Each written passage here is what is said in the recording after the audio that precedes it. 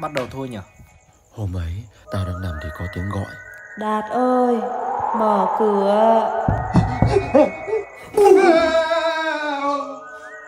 Kệ nó, mày kể tiếp đi. Người phụ nữ hét lên. Mở cửa cho tao. Song tiếng càng lúc càng to. Đạt ơi, đừng để cho chị đi ngủ ngay à.